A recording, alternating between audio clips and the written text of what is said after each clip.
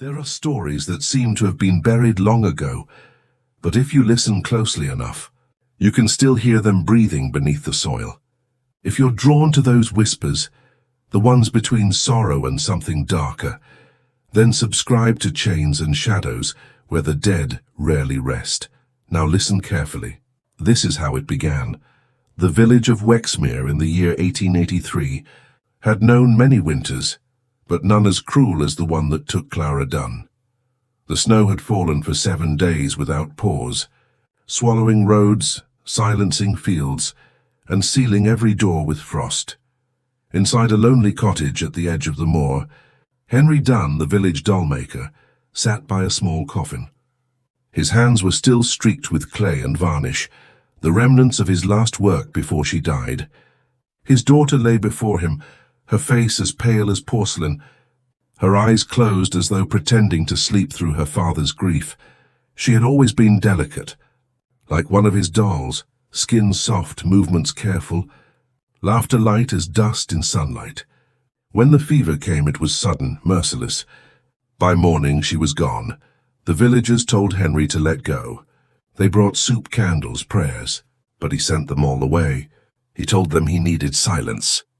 He needed time, and when they left, he locked the door. The funeral came 3 days later. The church bell tolled twice, the air bitter and still. Henry stood by the grave in his black coat, but his eyes were not fixed on the coffin. They were distant, unfocused, as though already dreaming of something beyond the earth. When the priest spoke his final words, Henry did not bow his head. He whispered instead, "You won't be alone long. My little one." The words drifted like smoke, soft, unseen but unforgettable. That night, as the last villager doused their fire, a faint glow still burned in Henry Dunn's window. Those who passed by said they saw him bent over his work table, carving something small, something with Clara's face. For 3 nights he did not sleep. The tools moved in rhythm, chisel, brush, polish, thread. He shaped the porcelain with precision only a father's memory could guide. The lips, the dimples, the lashes, every curve a memory resurrected. When he placed the final stroke of paint on the doll's pale lips, he smiled for the first time since the burial. "See, my darling, I told you I'd bring you home."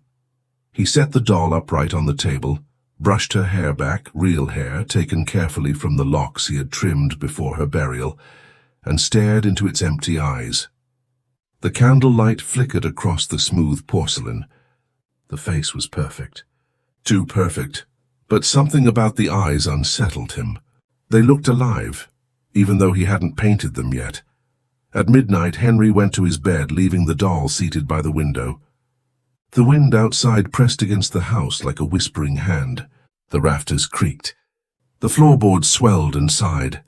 Henry dreamed of his daughter, standing by the moor's edge, calling his name. When he woke, his mouth was dry, his breath uneven. The fire had gone out, yet a small glimmer still danced in the workshop beyond the door. He rose slowly, half believing it was just the candle he forgot to snuff out. But when he entered, he froze. The doll was no longer on the table. It sat instead on the windowsill, its small porcelain head tilted slightly downward, as though gazing at the snow-covered path outside. Henry's breath caught. His hands trembled. "Clara?" No reply. He stepped closer, the floor creaking beneath him. The doll remained still. He lifted it gently, feeling the strange warmth of its body, the faint scent of varnish mixed with something sweet, like a child's hair. And then he saw it. A thin trail of melted snow on the windowsill, tiny, almost invisible footprints in the dust. Henry said nothing of it to the villagers. When they asked about his daughter's things, he told them he had packed everything away. But every night they saw his window lit. Always the same faint glow, always the same shadow bent over a small figure. Inside that house, the doll-maker whispered stories as he worked. He spoke to Clara as though she were there beside him. He told her of the snow, the birds that came to the sill, the quiet of the churchyard. And sometimes he swore he heard her answer, The villagers said it was grief, nothing more. But grief doesn't move objects in the night. Grief doesn't blink. And on the fifth night, when Henry looked up from his chair, he saw it clearly. The slow, deliberate closing of porcelain eyelids. He dropped his tools. His breath shuddered out of him like a prayer forgotten halfway. The doll's eyes opened again, glistening faintly, wet as though freshly born. For the first time in days, Henry smiled. Not out of fear, not out of madness, but out of relief. "Welcome home, my little girl," he whispered. And from somewhere in the stillness, the faintest sound of breath answered him.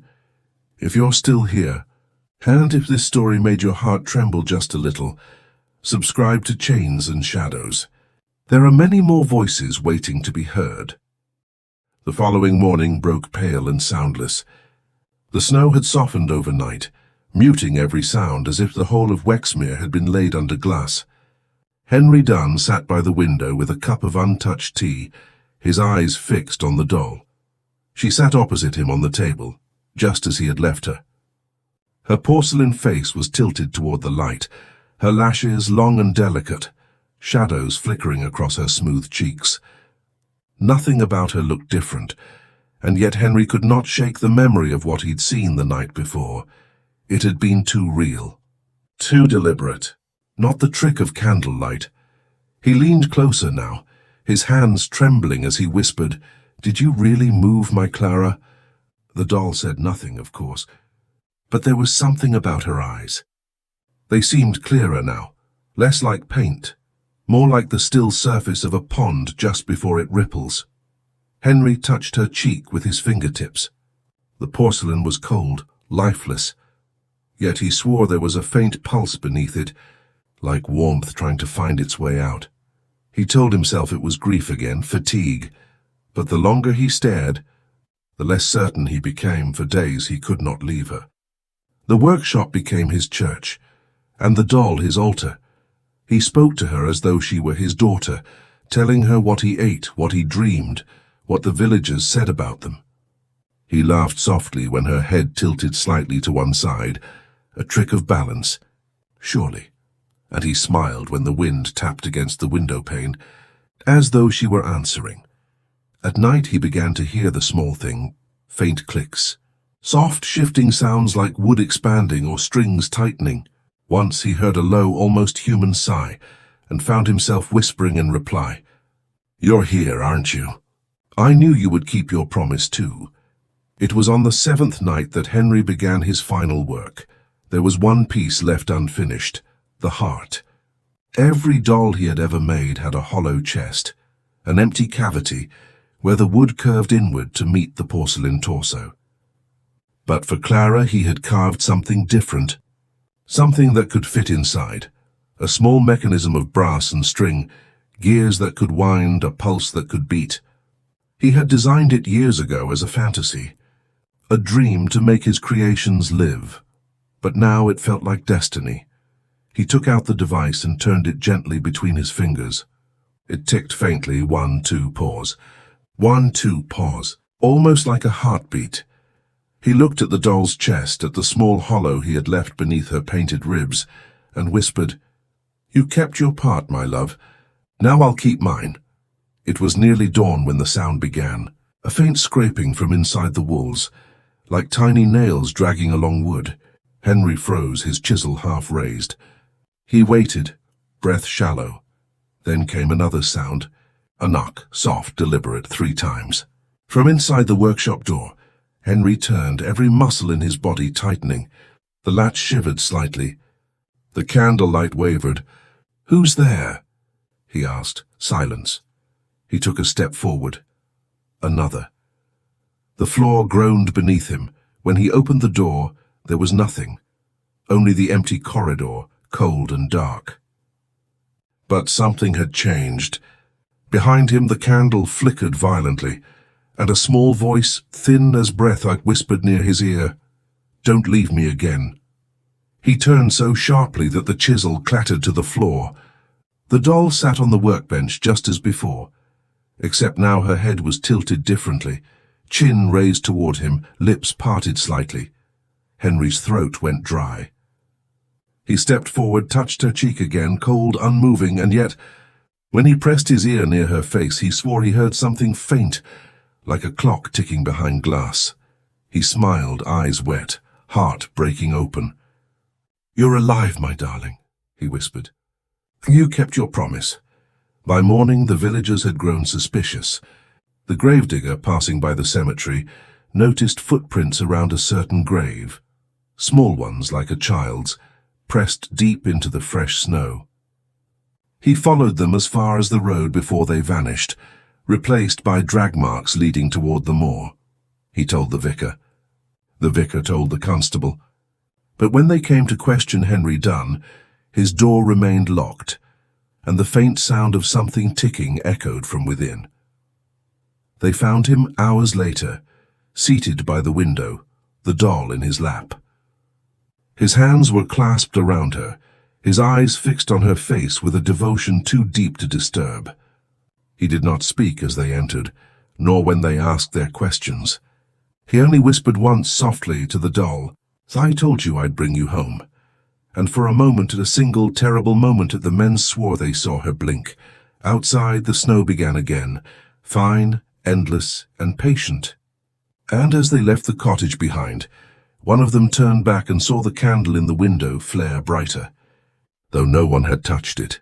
Inside, the doll-maker and his daughter sat side by side in the growing light, silent, unmoving, except for one thing, the faint rise and fall of a chest that should not breathe.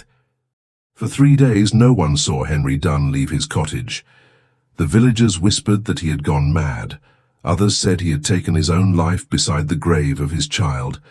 But those who passed his workshop at night swore they saw a faint orange glow still burning through the frosted windows, flickering slow and steady, like breath. Inside that small wooden house at the edge of Wexmere, the air hung thick and still. The curtains had not been drawn for days, the fire in the hearth had died to cold ash, and the scent of varnish and damp wood clung to every inch of the room. Henry sat slumped at his workbench, hands trembling, eyes fixed on the doll before him. Clara. Her head was turned toward him again. Always toward him. He had stopped questioning when she moved. It happened so subtly now, so naturally, as if she were no longer bound by the stiffness of craft, but by something unseen, something remembering. Her porcelain fingers were cracked at the joints, her once perfect dress now smudged by soot and candle grease. Yet her eyes, they were clearer than ever, blue-grey and full of something that watched. "You're quieter today," Henry murmured. "Are you angry with me?" Silence. He smiled faintly, the lines around his mouth twitching. "It's all right, my darling. You don't need to speak. You're here. That's enough." He reached for her hand, delicate, weightless, and pressed it to his cheek. The porcelain was cool, but beneath it, he thought he felt a faint vibration like a hum inside hollow wood, a sound, soft, distant, a hollow sound. That night the ticking in the house began. It started as it always had, the faint winding of his tools, the small heartbeat of his mechanical clock, the steady rhythm that filled the silence. But when he wound the clock down to stillness, the sound remained, tick, tick, tick. He searched the walls, the floors, the cupboards, but the noise seemed to move, following him from room to room. And always, when he turned his head, the doll's gaze met his. When he sat, she sat differently. When he rose, she leaned forward ever so slightly, as though listening. Henry tried to ignore it. He tried to drown the sound beneath his voice. He spoke of their old garden, of the smell of rain, of the stories she used to beg for at bedtime. But the sound continued, steady and patient, like something counting the seconds between their words. On the 4th night he woke to find the ticking louder. He rose from his chair, heart thudding, and followed it through the dark corridor. The sound led him to the workshop, to the place where Clara sat. He stood in the doorway and listened. Tick, tick, tick. It was coming from inside her. He stepped closer, afraid to touch her, yet unable to stop himself. The small brass mechanism inside her chest, the heart he had built, was moving on its own. He had not wound it. He fell to his knees, pressing his ear to her chest. The sound grew louder, deeper, like the creak of old wood under strain. And then he heard another sound beneath it, something like breathing. He stumbled back, clutching his chest. "Clara?" he whispered. "Is that you?" The doll's head tilted slightly, as though the movement required effort. Her lips parted, dry and faintly cracked. A small, rasping breath escaped. "Papa." The voice was not mechanical, not hollow. It was a child's whisper, fragile and uncertain, the kind that could shatter if spoken too loud. Henry froze, tears flooding his eyes. "My Clara, my girl." He reached out, trembling, and the doll's hand lifted slowly to meet his. The gesture was almost human, almost tender, but then he felt it, the hollow vibration through her fingertips, like something struggling to find form inside her, something trapped. He looked into her eyes. For the first time, they were not just watching. They were pleading. "You said you'd keep your promise," she whispered. He swallowed, voice shaking. "I did, Clara. I brought you back. I kept it." "Then why am I still cold?" The words barely escaped her mouth before her head jerked to the side, stiffly, like a puppet tugged too hard. The ticking faltered. The gears inside her chest clicked and strained, then stopped. Her eyes went blank again. Henry screamed her name and gathered her into his arms, shaking, desperate. The silence that followed was worse than death, a silence that felt awake, listening. The next morning, he carried the doll to the window and sat with her until the light changed. Outside, the snow had turned grey, the air heavy and damp. A crow perched on the fence post, staring in. He began to hum the lullaby she had loved, a low, broken tune that trembled more than it soothed. As he sang, her head turned again, slowly, almost gently. Henry smiled through his tears. "That's my girl," he whispered. "You remember." But her eyes didn't look at him this time.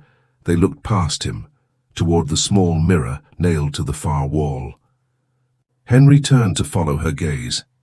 In the reflection, he saw the doll in his arms. But behind her reflection, just for a moment, he saw something else.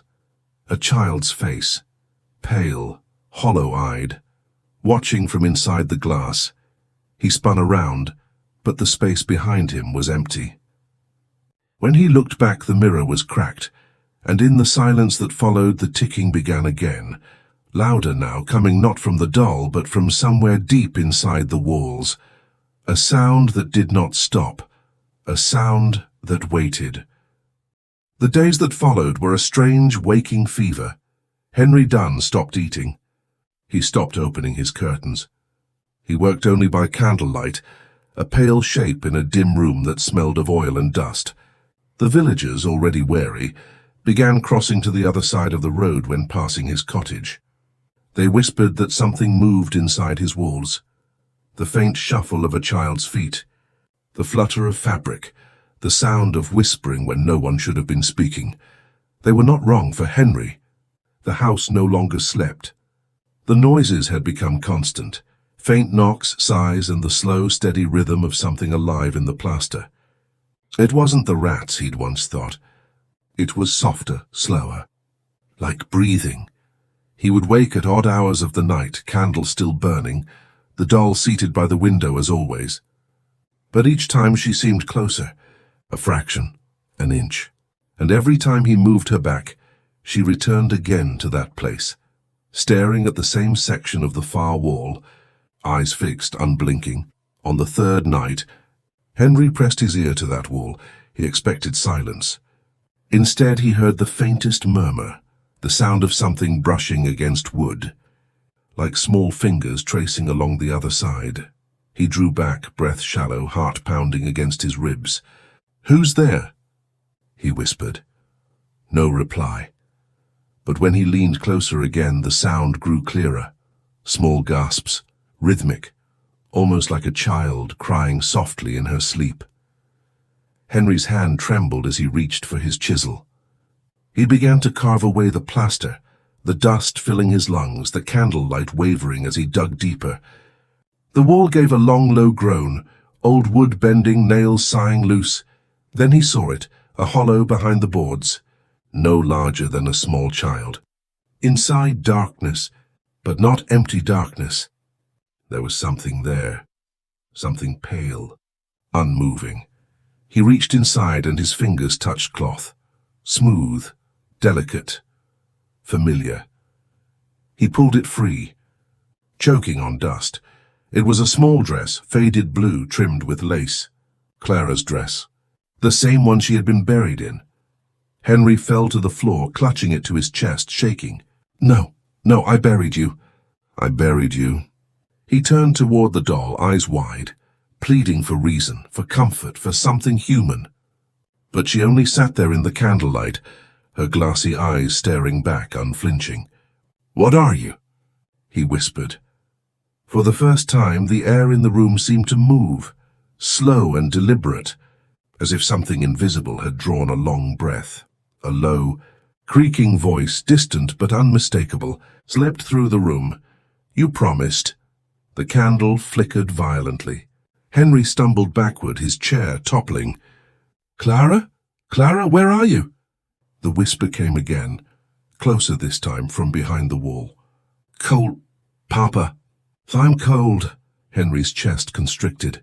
His hands bled from the plaster dust as he clawed at the wall again, desperate to reach her, to free her, to stop the sound. I'm coming, my love, I'm coming. But when he tore away the boards completely, there was no body, no space, only the black, endless cavity of the wall. From its depths, a single porcelain eye rolled out and struck the floor. It didn't belong to any doll he had ever made. That night, Henry sat awake, shaking, watching the doll by the window. Her head was slightly turned now, chin resting against her chest. The crack running down her cheek caught the candlelight like a wound. He stared at her for hours, waiting, listening. And sometime before dawn, when his exhaustion finally broke through, he saw it, the faintest shift of her jaw. Her mouth opened, slow and deliberate. A dry, hollow voice rasped from within. Why did you put me in the dark? Henry screamed and hurled the doll across the room. She struck the wall, porcelain shattering, but instead of silence, the sound of breathing filled the house. Not one voice, but many, from the walls. From the floorboards, from the attic above. The breathing came in waves, in gasps, in sighs. Henry covered his ears, sobbing, but the voices pressed closer, murmuring, whispering, too many to understand. Until through the noise one word surfaced, repeated over and over in that small familiar tone. Papa. He fell to his knees, clawing at the floorboards. Tell me what you want. Tell me how to fix it. The whisper came again, right beside his ear this time, cold as the grave. You promised. When the sun rose over Wexmere, the villagers saw no smoke from Henry's chimney. No movement through his windows. The constable came at noon and knocked, but the door swung inward with no resistance. Inside, the workshop was a ruin, tools scattered, furniture overturned. The air reeked of varnish and burnt oil. They found Henry collapsed near the far wall, his hands pressed deep into a hole he had torn open with his bare fingers. His face was grey, his eyes wide open. Beside him in the dust lay the doll, perfectly whole once more. Her head tilted sweetly to one side, her lips painted in a faint, knowing smile. When the constable reached down to lift her, the doll's eyes flicked open, and he dropped her, stumbling backward, crossing himself in terror, because inside those glassy eyes, faint and unmistakable, he saw two small, human reflections, blinking. The house stood silent for 3 nights after Henry Dunn's death. The constable sealed the door, the villagers crossed themselves as they passed, and the vicar refused to enter. saying the air inside was heavy with unholy grief. The doll was taken to the parish storage shed, locked inside a wooden chest. But even then the caretaker swore that when the wind blew across the valley, he could hear faint tapping from within, like fingers brushing against the lid. Weeks passed before anyone dared step foot in the Dunn cottage again. It was not a villager who broke the silence, but Elise, Henry's niece, a quiet woman of 23, thin as wire and pale from the long journey from London. She came alone, carrying only a carpet bag and a small silver crucifix. She had received word of her uncle's death, and, more importantly, of the strange whispers about his final days. Elise had grown up hearing about her cousin Clara, a child too perfect for this world, they said, taken too soon by fever. But the letters Henry sent after her death had changed. They were longer, rambling, filled with obsession. He spoke of capturing innocence in form, of a spirit that need not depart. The family dismissed him as a grieving father who had lost his reason. Now, standing in the doorway of his abandoned workshop, Elise realized they might have been right and wrong all at once. The air inside was stale, sharp with the scent of varnish and something fouler beneath, something sour like decay. The curtains hung like torn shrouds, and the faint light that filtered through was thick with dust. Tools lay where they'd fallen. The walls were gouged with frantic claw marks, and on the workbench sat a single object wrapped in stained cloth. Elise hesitated before unwrapping it. It was the doll, perfect, untouched. Its porcelain skin gleamed under the weak sunlight, though the eyes seemed duller than she expected, cloudy, as if filmed over. A faint chill traced her spine. She leaned closer and whispered almost involuntarily, "Clara." The room did not answer, but something behind the far wall, the one her uncle had torn apart, gave a single hollow thud. Elise froze. "Is someone here?" she asked softly, stepping closer to the wall. It looked recently repaired. The boards new, though still dark with stains she didn't wish to identify. Then she noticed something strange, a small door hidden behind a bookcase, partly ajar. Its hinges were black with rust, its keyhole wide and empty. She pushed it open. A narrow staircase spiraled downward into darkness. The air that rose from below was damp and cold, like a cellar sealed for years. But curiosity, or perhaps duty, drove her on. Each step groaned beneath her weight until she reached the bottom, where a heavy wooden door waited. On its surface were words scratched in with a blade. "Do not let her see herself." Elise hesitated. Then, with trembling hands, she pushed the door open. It was a small room, square, windowless. The only light came from a single lantern, still burning low, though it had long been left unattended. Its dim glow reflected off the walls, and that was when Elise realized there were no walls at all. Every surface was a mirror, hundreds of fragments, broken and mismatched, fitted together from floor to ceiling. Each reflected her from a different angle, twisted, fragmented, distorted, and in the center of the room stood a wooden chair. Upon it, a small mannequin frame. No porcelain yet, only a carved form of wood and straw. The beginnings of another doll, but this one was missing its face. On the floor beside it lay sketches, frantic, overlapping drawings of Clara's eyes, Clara's mouth, Clara's hair. Scribbled phrases in Henry's unmistakable hand covered the paper. "She won't sleep. She must not see herself." The mirrors remember. Elise's heart pounded. The air pressed heavy on her chest. She turned toward one of the mirrors and froze, because in its reflection she was not alone. Behind her, over her shoulder, stood a small figure. The doll. The one she had left upstairs on the table, but when she spun around there was nothing.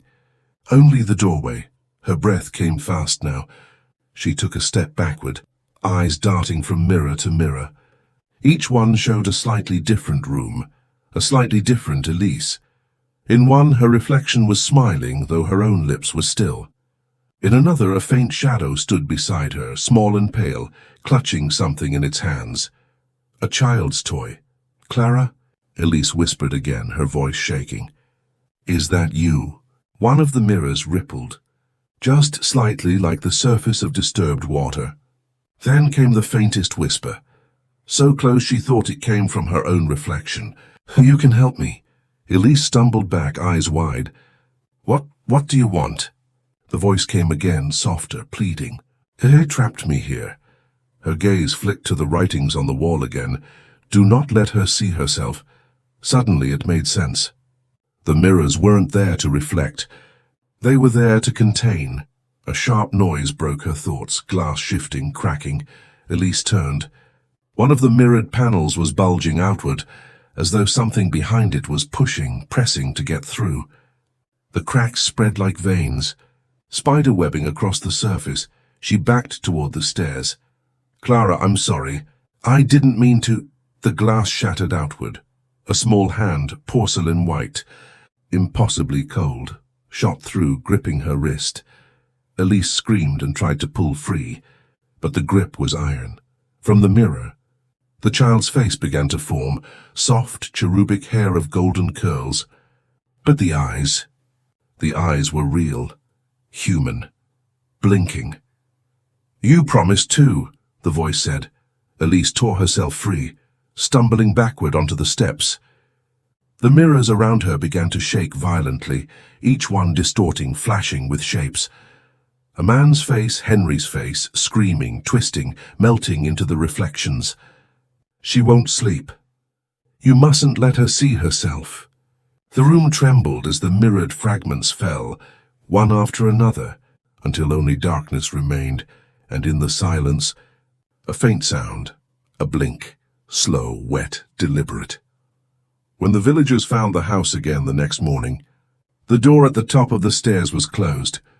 No one dared open it, but those who stood outside swore they could hear a faint tapping beneath the floor, like fingers brushing against glass, and if you looked through the broken window that faced the workshop, you could just make out the doll sitting once again by the window, her face serene, her eyes open, watching, and for the first time, if you watched long enough, you might swear she blinked. By the time autumn crept over Whitby Hollow, the Dunn house was no longer spoken of in daylight. The villagers whispered of a curse that followed anyone who entered it, whispers carried on the wind, pale faces glimpsed through fogged windows, and the soft blink of eyes where no one stood. After Elise disappeared, the constable ordered the house sealed once again. Yet at dusk, the faint silhouette of a woman could sometimes be seen through the attic window, head bowed, as though stitching something by lamplight. Few remembered that there was once another woman tied to the Dunn family. Her name was Margaret Blythe, Henry's old seamstress. Margaret lived at the edge of the moor in a cottage overgrown with ivy and moss, where she spent her days sewing burial clothes for the parish. Her hands were bent with age, her back crooked, but her stitches remained perfect, even delicate. Almost too precise. She was the one who had sewn the first dress for the doll, a request from Henry himself. A replica of the one Clara had been buried in. She never forgot the day she made it. Henry had come to her shop pale and trembling, eyes shining with something between devotion and madness. "I want her as she was," he had said, voice low. Not as the grave made her. She had tried to refuse, but his tone changed then. He spoke of payment, gold coins enough to repair her leaking roof and feed her for months. She took the job, and though she finished the dress, she swore that every night after, something moved in her workshop when she wasn't there. The thread she left neatly wound was found knotted. The scissors turned dull. Needles went missing. And sometimes when she pricked her finger, she thought she heard a small voice whisper, "That's enough. Now." Months after Henry and Elise had both vanished, a stranger came to her door. He was tall, wrapped in a coat dark with rain. His accent was not local, and his eyes, grey and unblinking, reminded her of the sea before a storm. "You're the one who made the doll's dress," he said simply. Margaret's needle froze in mid-air. "Who asks?" "I'm the new caretaker of the Dunn estate," he replied, handing her a letter sealed with wax. "There are unfinished matters." Margaret hesitated before breaking the seal. The letter inside was written in Henry's hand. The date, however, made her blood run cold. It was from the week after his death. The fabric must match her skin. The thread must be her hair. The stitches must never break or she will wake too soon. She dropped the letter, trembling. "What trick is this?" The man only smiled. "You'll come, won't you?" "She's waiting." The road to the Dunn house was lost beneath fog. Margaret wrapped her shawl tight around her shoulders, whispering old prayers under her breath. The door creaked open before she could touch it. Inside, the house felt different, not abandoned, but expectant. Candles flickered in the hallway, though no one had lit them. A faint hum echoed somewhere deeper inside, like the drone of 1,000 flies. "Mr. Caretaker," she called out, no answer. Instead, the sound of footsteps above, light, rhythmic, like someone pacing the floor. Margaret followed the sound up the stairs and into the old sewing room, the one she used to work in when Henry was alive. The smell of fabric and oil still lingered, mixed now with the faint, sweet rot of something that had once been living. On the table lay a bundle of half-finished garments. Beside it, the doll.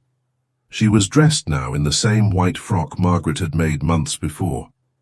Her hair, no longer the neat ringlets of porcelain, seemed real. Fine strands of gold that caught the candlelight, too delicate to have been crafted, and her eyes. Margaret leaned closer.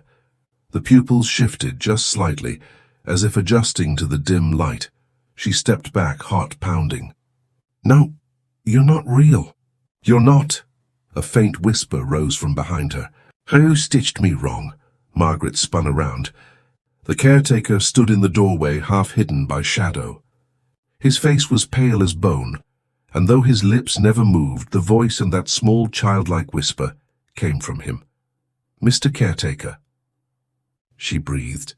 "She doesn't like the seams." Margaret's hand went to her chest, her crucifix cold against her skin. "You brought me here to fix her," she said. "Didn't you?" He nodded once, then slowly lifted his hand. In his palm was a strand of hair, golden fine, unmistakably human. "Finish what your master started," he said. "She wants to be perfect." Margaret's breath trembled. "Where did you—" "From her grave," he said, and placed the hair on the table beside the doll. Something inside Margaret broke then, not from fear, but from guilt. She should have refused the first time. She should have burned the dress, the fabric, the memory. Now trembling, she picked up her needle. "One last stitch," she whispered. The caretaker stepped back into the hall. His face, though she could not see it clearly, seemed to fade into shadow until only the outline remained. Margaret sewed in silence. Each stitch drew the thread through porcelain and flesh.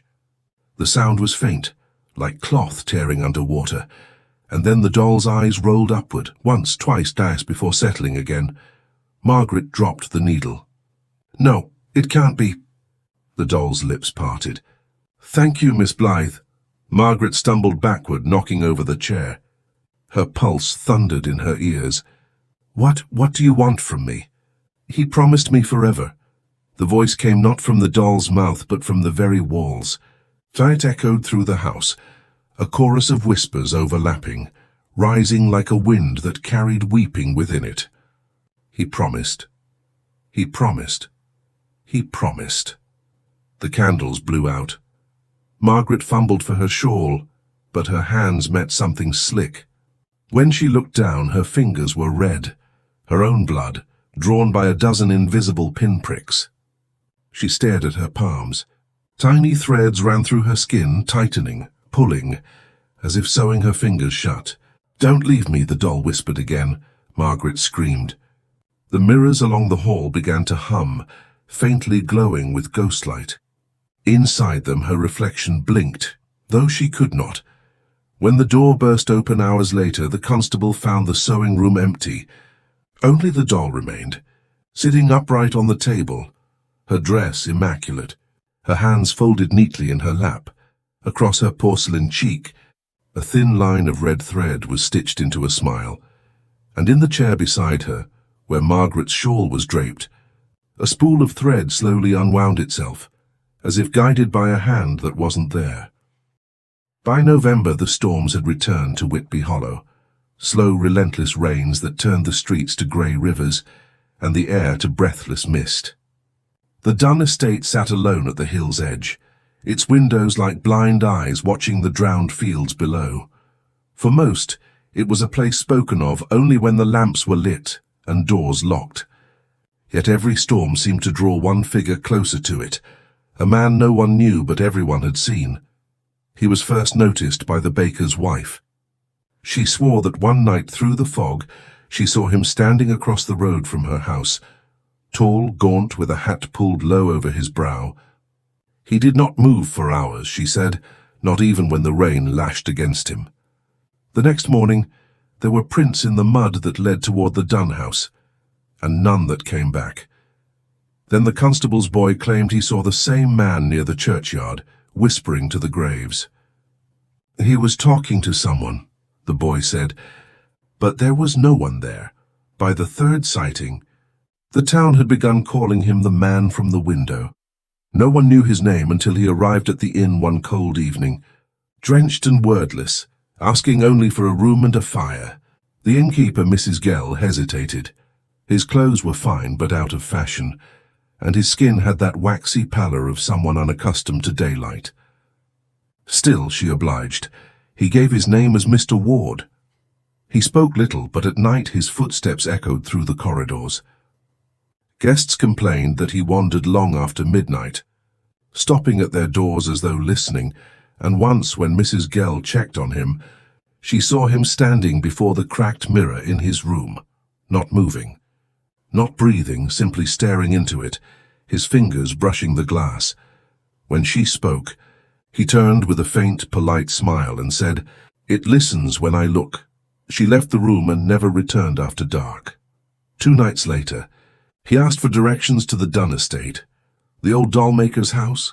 Mrs. Gell asked, frowning. "That place is cursed, sir." "I've been there before," he replied softly, "though not in this life." That morning, he left the inn before dawn, taking only a walking stick and a lantern. No one saw him return, but as the day passed, the mist began to gather around the town again, thicker than before, almost alive, and by dusk, the first whispers began. Inside the Dunn house, the air was stale and unmoving. Dust lay thick across the furniture, save for a single trail, through the hallway where someone, or something, had walked recently. Mr. Ward set his lantern on the table and looked around, with the cautious familiarity of one visiting an old friend. "You've been waiting," he murmured. From somewhere deep within the house came a faint tapping, but irregular, patient. He followed it to the parlor. There, beside the broken fireplace, sat the doll. Her porcelain face gleamed in the lantern's light. Her dress was clean pressed, her golden hair combed neatly over her shoulders, and her eyes were open. "You've grown," he said softly, as though speaking to a child. He did well. "But you still don't look like her." The doll blinked. Once, then again, Mr. Ward knelt before her, his shadow long across the floor. "Your father made you too perfect," he whispered. "Too still. That's why she couldn't stay inside you." A faint voice, small, cracked, almost human, drifted from the corner of the room. "So they promised I'd wake." Ward turned. The darkness there seemed to breathe. "And you have Clara, but waking isn't the same as being alive." The voice trembled, angry now. "I am alive," he smiled faintly. "Not yet." From the shadows behind him something moved, slow, deliberate. A faint rustle, like cloth dragging across wood. Ward didn't turn. He only opened his hand. Inside it was a small mirror, old and fogged with age. "You remember this, don't you?" he said. "He built the room full of these, your prison, the glass that bound you." The tapping grew louder, like nails against glass. Ward set the mirror on the floor. "If you're strong enough, you can show me." For a long moment there was silence. Then the surface of the mirror rippled, darkening like a pond struck by rain. Shapes began to form, flickering images of Henry Dunn hunched over his workbench, of Elise descending the stairs, of Margaret sewing by candlelight.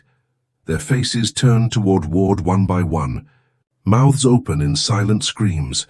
He knelt closer, studying them with fascination. "So they're all still here," he murmured. "All of them in your reflection." The doll's head tilted slightly. "You can't leave once you've seen," she whispered. Ward smiled faintly. "I'm not here to leave." What happened next was seen only by one man, the shepherd who lived across the valley. He told his wife later that he saw the Dunn house come alive with light, not from within, but beneath the windows, as though fire were moving under the floorboards. Then, all at once, the light went out. When the villagers dared approach the next morning, the front door stood open. The doll was gone. And in the parlor, where Ward's lantern had burned out, they found the small mirror shattered on the floor, yet every fragment reflected the same thing: a man standing at the window, smiling. No matter where one stood, the reflection's eyes followed them, calm, knowing, endless. That night the fog rolled back into the town, thicker than ever. And in the window of the inn where Mrs. Gell once served tea at dawn, a new face appeared in the glass, pale, expressionless, with eyes that did not blink. When the church bell tolled the next morning, the sound echoed hollow through the valley, but no one went to pray. Every mirror in Whitby Hollow had turned dark, and though no one dared speak it aloud, the children said that if you stood before one at midnight and whispered, "Mr. Ward," you could see him watching silent from the other side, waiting. The winter that followed was the longest Whitby Hollow had ever endured. Frost crept through door frames, wells froze solid, and even the sea beyond the cliffs turned to glass beneath the wind. But worst of all was the silence. No birds, no bells, no laughter, only the hollow groan of the wind echoing through the abandoned Dunn house. By then, most of the villagers had fled. Only a few remained, too old or too stubborn to leave, and among them was Father Havelock, the parish vicar, who believed it his duty to bless what he called the wound on this valley's soul. It was he who found the journal.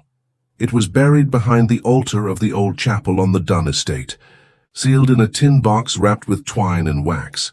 The handwriting was unmistakable.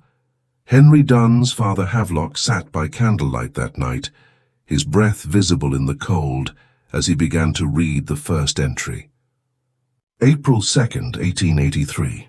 Clara does not sleep. Not in death, not in memory. Her eyes remain open in my mind, and too wide, too knowing. I cannot close them, even when I close my own. I have begun again, and I will not stop this time. He turned the page, the ink growing darker, the handwriting more frenzied with each line. For the 10th. The doll's face is perfect, but perfection is hollow. I have tried paint, glass, gold, all false. I need her warmth. I need what made her alive. The next entry was dated only 2 days later, April 12th. I took a lock of her hair from the grave. Forgive me. I heard her whisper when I touched it. Father Havelock set the journal down, his hand trembling. He looked toward the crucifix on the wall, but the flame of the candle seemed to bend away from it, shivering in some unseen draught. He turned another page. April 15th. She blinked. The priest read on through the night. Each entry painted a clearer picture of Henry's descent, not into madness, but into something colder, older, and patient. He described the mirrors as a doorway, claiming that the eyes of the doll reflected not light but memory. Every soul has an image that lingers after death. If one could capture it, bind it, teach it to move, it would live again. But one entry, as marked only with a cross, stood out. The ink had bled deep into the page, as if written by an unsteady hand soaked in fear. She is awake, but she is not Clara. She knows me, yet she does not forgive me. She looks at me as though she remembers something I never did. She asked for a mirror. I said no. She screamed without sound, and every mirror in the house cracked at once. The next page was torn clean out. When morning came, Father Havelock carried the journal to the church. He locked the doors, drew the curtains, and began to copy the entries into a second book. The only way, he said, to preserve what should not be spoken aloud. But as the hours passed, he noticed something peculiar. Every time he looked up from his work, he caught sight of a reflection, faint, in the brass of the candle holder or the sheen of the ink, a pair of eyes, watching, still. At first he told himself it was exhaustion, but the eyes didn't blink. They only waited. He covered the ink bottle with his hand, but even then, the faint reflection of a small, perfect face lingered against the dark surface. "Father," a whisper came from nowhere and everywhere at once. "You read his sins." He dropped his pen, heart pounding. "Who's there?" "He lied about me." The candle nearest him went out. The cold deepened, and somewhere behind him, the sound of a page turning, though the journal lay untouched, filled the silence. He spun around, and there she was. The doll sat upon the altar, her head tilted just slightly, her eyes reflecting the candlelight like the sheen of wet glass. Her lips were curved into the faintest, most terrible suggestion of a smile. "Clara," Father Havelock whispered, his voice shaking. "He made me wrong," she said softly. Her voice was not a child's. It was layered, the echo of many voices speaking in unison. The priest took a step back. "You are not her." "Then why did you bury me twice?" He froze. "You prayed for him," she continued, rising slowly from the altar. "But you never prayed for me." Father Havelock stumbled backward, clutching his cross. "Oh, you are not of God." "No," she said, and smiled wider. But he watched. He did nothing. The windows of the chapel groaned. Frost spread across the glass, shaping into delicate lines that formed words he could not bear to read. The candles flared, then went out, and in that sudden darkness the only light came from her eyes, faint, flickering as if lit from within. The next morning, the church bell rang without a hand upon the rope. When the villagers arrived, they found the chapel door ajar. Inside, the altar was overturned, the pages of the journal scattered across the floor. Father Havelock was gone, but on the front pew sat the doll, upright and still, a single candle burning beside her. In her porcelain hands she held the priest's cross, broken neatly in two, and carved into the wood of the altar. In letters deep and ragged were the words, "He lied." When the bishop came days later to collect the remnants of the journal, he ordered the chapel sealed and the doll destroyed. But when the workers opened the door, the candle was still burning, untouched, unwavering, as though protected from time itself. They tried to burn the doll, but the fire refused her.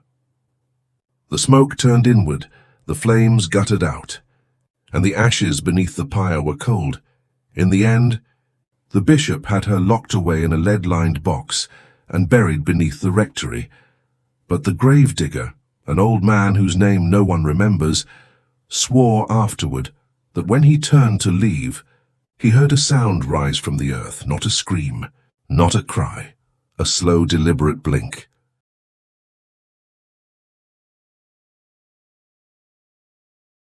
By the turn of spring, Whitby Hollow was half a ghost town. The Dunn estate stood silent beneath overgrown ivy, its windows blind with dust. The few who remained spoke of whispers near the chapel, of small handprints on frost-bitten glass, and of a candle that never went out no matter how the wind howled. It was then that he arrived, a stranger in a long black coat, stepping from a carriage that gleamed too new for the town's decay. His name was Mr. Alistair Greaves, a collector of mechanical curiosities, or so he said. He had written, weeks prior to the bishop, requesting permission to retrieve an artifact of unusual nature from the sealed chapel.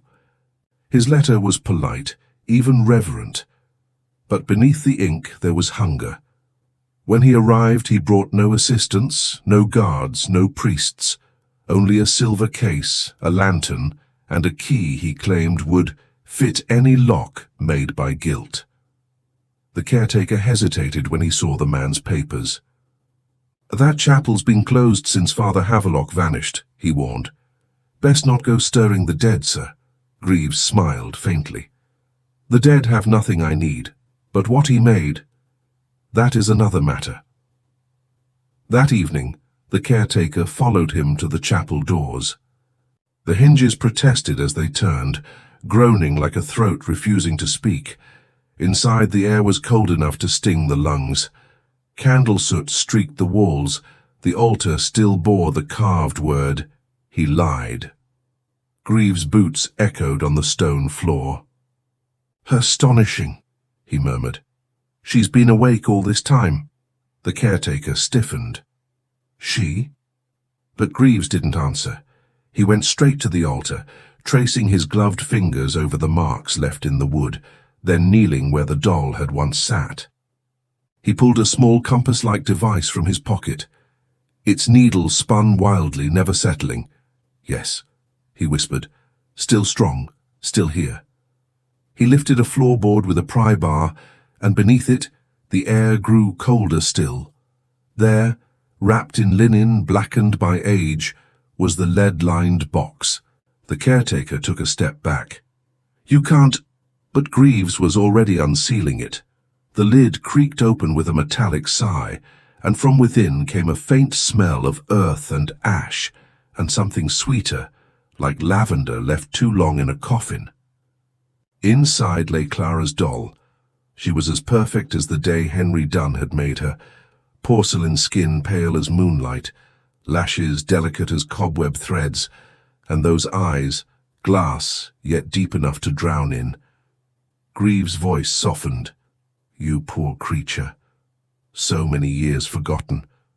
The caretaker muttered a prayer under his breath. "Sir, whatever that thing is, you ought to leave it be." But Greaves was transfixed. "Do you see her eyes?" he asked. They were carved, not painted, layered in glass, sealed with mercury. "She's not looking at us, she's remembering." The caretaker felt the air thicken. His lantern dimmed, though the oil still burned bright. "Let's go," he said. "Now."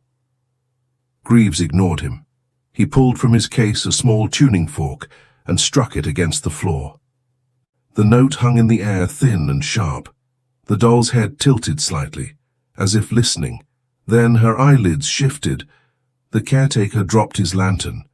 The flame sputtered, casting the room in uneven, trembling light. "She moved." "Of course she did," Greaves said softly. "She's been waiting for the right sound." He reached for her hand, porcelain against leather, and for a moment it was only a doll again, still, harmless. Then her fingers tightened. Greaves froze, eyes widening as the porcelain joints flexed like sinew. "Beautiful," he breathed. "You are awake." The caretaker ran. Out the door, into the snow, not stopping until the chapel was a dark blot behind him. Inside, Greaves remained, speaking softly, as if coaxing a frightened child. "I know what you are, Clara. I've seen his notes. You're the first to cross the veil and remember your way back." The doll blinked once. "Your father failed you," Greaves continued, "but I can finish his work. I can give you a voice again." Her head turned toward him, the movement too smooth, too deliberate. "You think you understand?" A faint whisper came, not through the air but through the metal of the box itself. "But you don't know what he made." Greaves leaned closer. "Then tell me." "He didn't make me to remember. He made me to return." A sudden, deep silence filled the chapel. The air grew so still that even the flame in Greaves's lantern stopped flickering.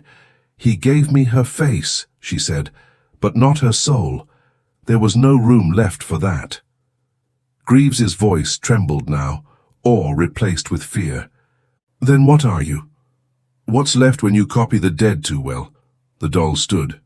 Her joints cracked softly, her porcelain skin shifting as if breathing. One by one, the candles relit themselves, filling the room with an amber glow that made her eyes shimmer like wet glass. Greaves stumbled backward.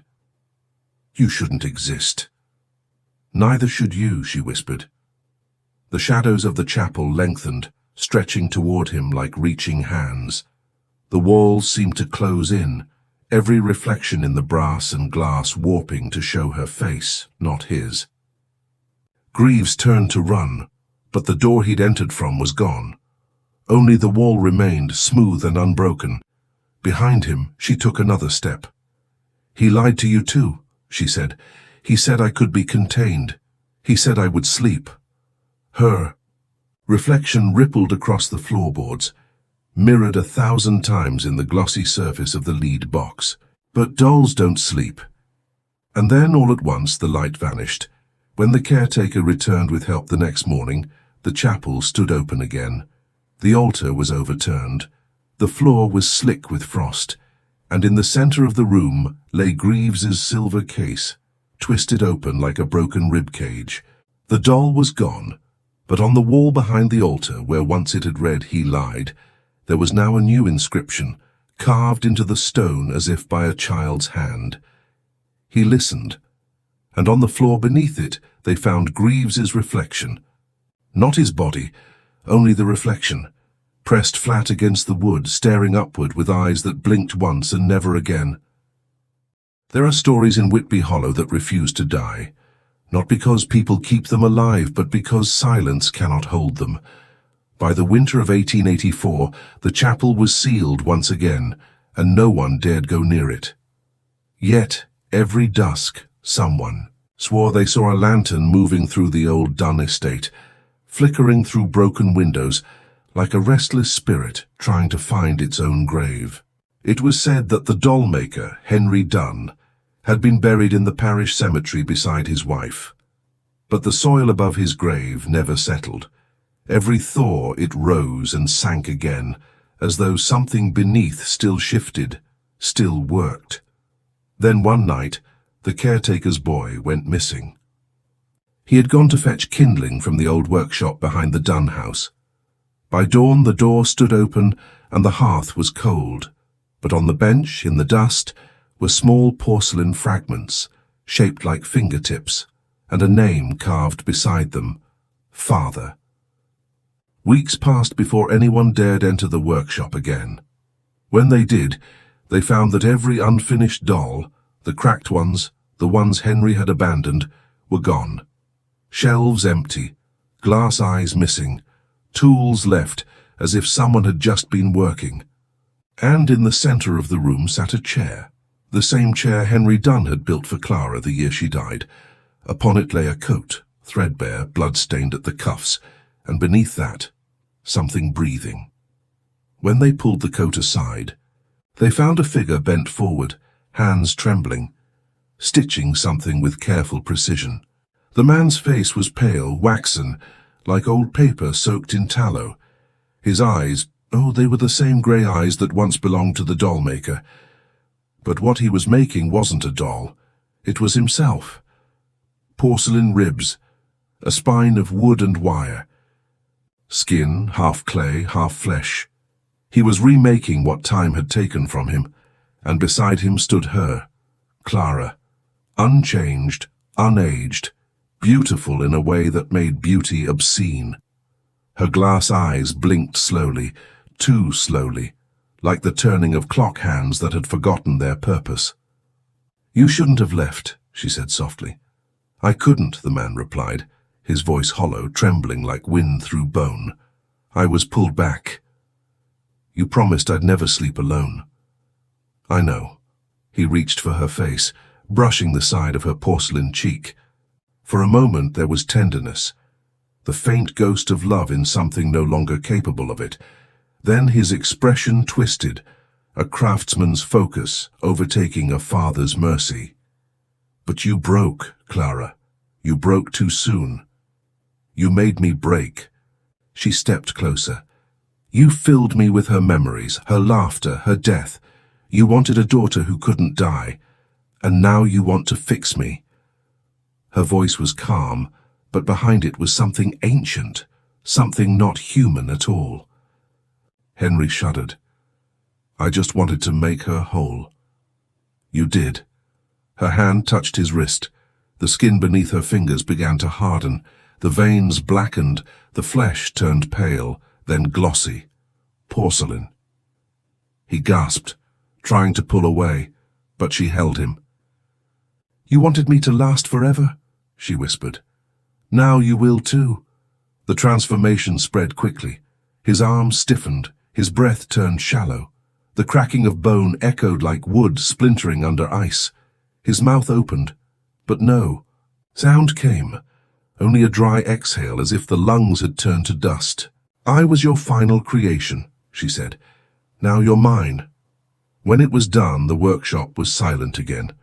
Two figures stood in the half-light, a father and daughter, perfectly still, faces serene, their eyes open, forever watching. At dawn, the villagers found the workshop door shut, locked from the inside. Through the window they saw two shapes, one tall, one small, seated beside each other at the bench. The candle between them still burned, though the wick had long turned to ash. The constable broke down the door. The bodies were gone, but on the bench, carved neatly into the wood, were two names, Clara and Henry, and beneath them a single line, perfect at last. That night, a storm swept through Whitby Hollow, tearing down trees and flooding the roads. In the flashes of lightning, travellers claimed they saw two figures walking hand in hand through the mist, pale, smooth, unblinking, one tall, one child-sized. They said they left no footprints, and in the morning the chapel bell rang by itself, slow and uneven, 10 tolls for 10 souls, though no one had touched the rope in years.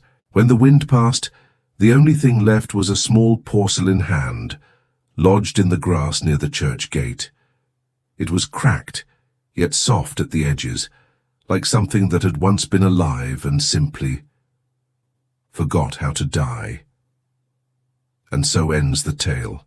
Of Clara Dunn, the doll that learned to blink, and of the man who could not stop building what should have stayed buried. Because some creations are not born from love or madness. They are born from refusal, a refusal to let go, a refusal to sleep, a refusal to die. And somewhere in the silence between heartbeats, they still move, they still blink.